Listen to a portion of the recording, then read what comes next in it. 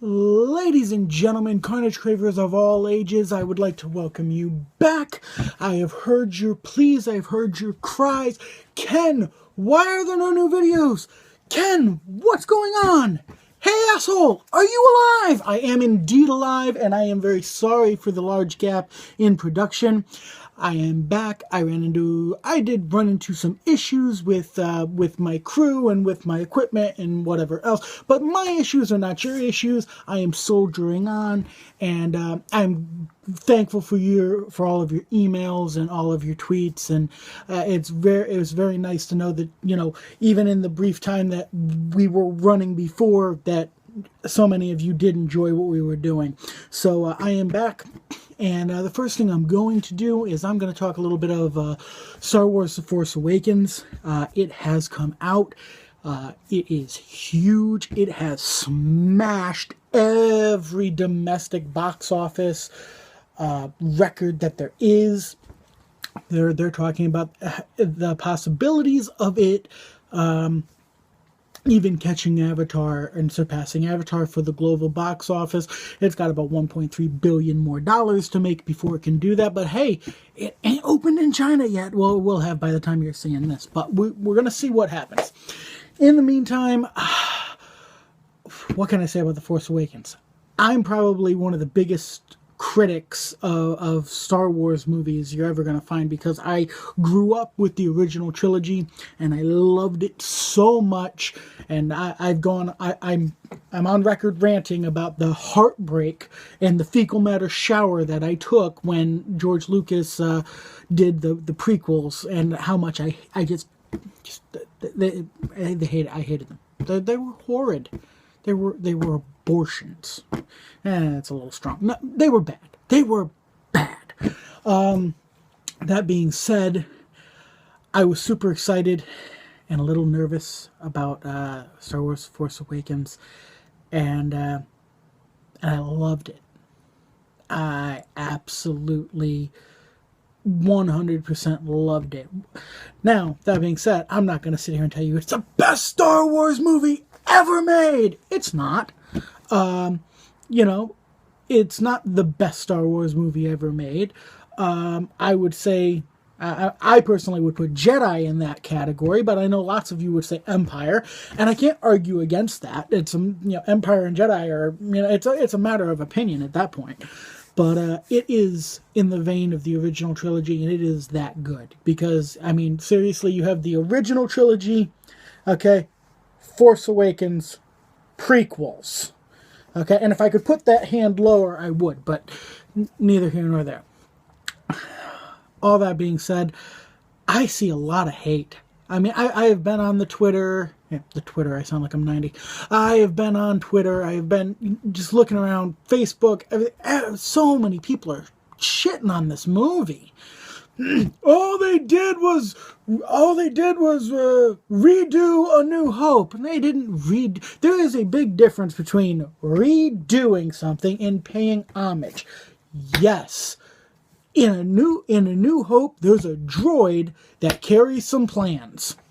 Speaking of which, this is a spoilers. This is going to be chock full of spoilers. So, spoiler alert. Yeah. So, in either case, yeah. And in Force Awakens, guess what? Hey, a droid carries some information. Well, holy shit! Stop the presses. They're totally ripping off. They're not totally ripping it off. It's an homage. It's a throwback. It's artistic. Okay? Now, if in episode 9 they've got Daisy Ridley in a gold bikini, well, okay, then we can talk about possibly how they're just ripping it off beat for beat. But that's not what's going on. For one thing, there's far more action in The Force Awakens than we got in the original A New Hope. That's not me knocking on A New Hope. I love the movie. I'm saying, apples to apples, everybody's hating, and the hate's unfounded. Talking about no original ideas and whatnot. First off, I would like to point out that the general movie-going audience hates original ideas. You know how I can prove this? Because I can name off all of the I can name you the artistic movies that won awards at the Oscars and whatnot last year, or even this year. They haven't done the Oscars this year, but you know what I'm saying. I can name them. Original ideas, original screenplays, awesome films, and you guys won't know what I'm talking about. You're not, generally speaking, people are not interested in original ideas. But God, do they say they are. You know? So, long story short, just to go beat by beat, Poe Dameron, I like Poe Dameron, played by Oscar Isaac. He's got he's got kind of like he's got a Han Solo-ish vibe to him, but at the same time, there is also like a little bit of maybe Luke Skywalker in there. Like, he believes in his cause. He's not a complete rogue like Han was, but he does have that sarcastic humor and whatnot, and the humor in The Force Awakens was perfect because it was situational. And it fit, you know. It wasn't this pews. No. Leave that shit with the midichlorians where it belongs. I gotta put $1 in the jar. I said the M word. In either case, I just going through it beat by beat. The movie was awesome. I can't say that enough. I mean, just from the opening crawl, you know, Luke Skywalker has vanished. Going through the crawl, it read like Star Wars. Had Lawrence Kasdan all over it. Just Lawrence Kasdan wrote Empire as well, in case you didn't know that. And it just, and then, well, I know I said it's a spoiler review. I don't want to spoil too awful much. But Han dies! No, oh, did I say that? I'm sorry. Yeah. And it's the emotional crux of the movie. It's the focal point. It definitely sends Kylo Ren on the fast track to Crazy Town as he, you know, skewers his father on his lightsaber and casts him down a chasm. So yeah, there we go. Big words for you. But I can't wait to see where they go with this in the future. I just found it really unnecessary, the amount of hate I was seeing for this movie, because this movie's not bad by any stretch of the imagination. And I see people who defend the prequels and then hate on this, and it doesn't make sense to me, because what the prequels lacked was story and substance and decent acting.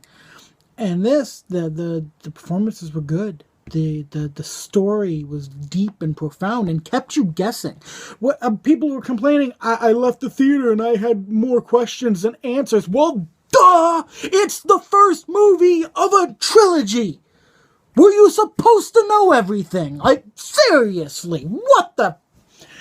Curve my language. So, that being said, first off, I'm looking forward to Rogue One. I know it's not part of this trilogy, but I'm really looking forward to that. They did just announce that the release date of Episode 8 is being moved from the summer of 2017 to December of 2017. So we got to wait just a little bit longer for that. But hopefully it's because they're shooting something really awesome and they're trying to make it as good as they can. I'm expecting Episode 8 to be be much darker than Episode 7, and I'm really looking forward to that. I want to see Kylo's full-on descent into madness. I'm really looking forward.